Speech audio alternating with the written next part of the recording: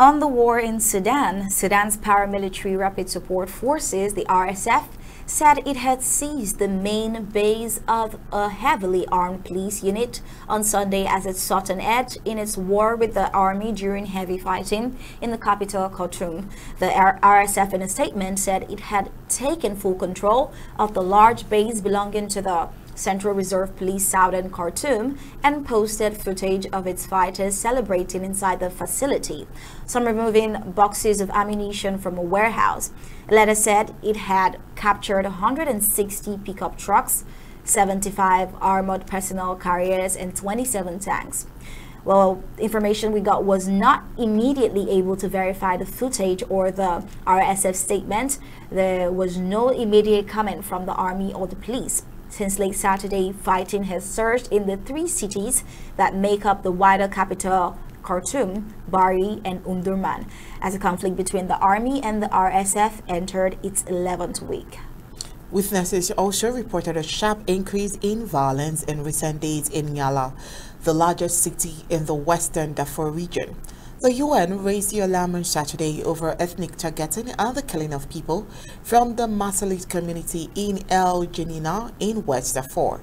Khartoum and El Janina have been worst affected by the war, although last week tensions and clashes escalated in other parts of Darfur in the Kordofan in the south.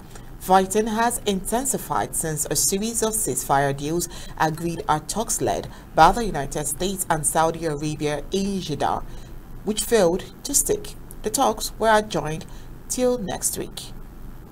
Now, the Central Reserve Police has been deployed by the army in ground fighting in recent weeks.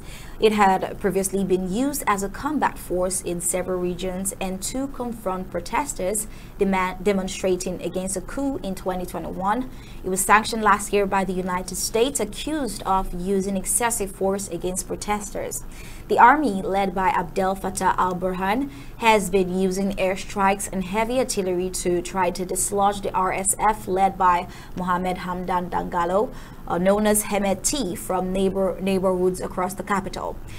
Since the early morning in North Omdurman, we've had airstrikes and artillery bombardment and RSF anti-aircraft fire, says a 47-year-old resident Mohamed Al-Samanti.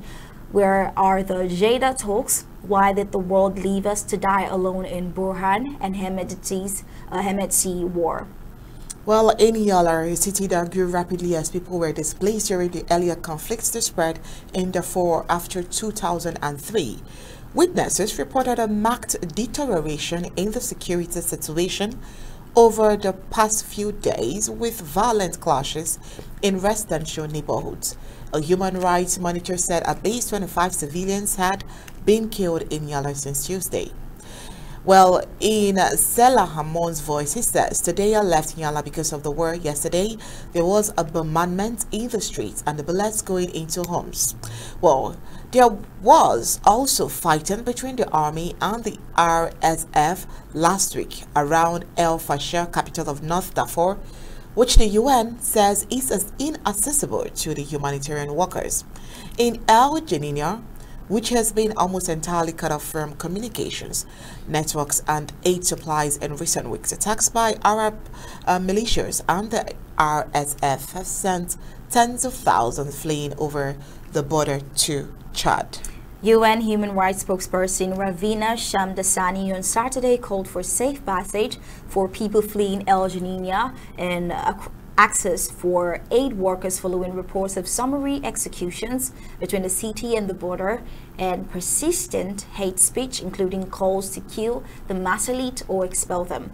Of those uprooted by the conflict in Sudan, nearly 2 million have been displaced internally and almost 600,000 have fled to neighboring countries, according to the International Organization for Migration.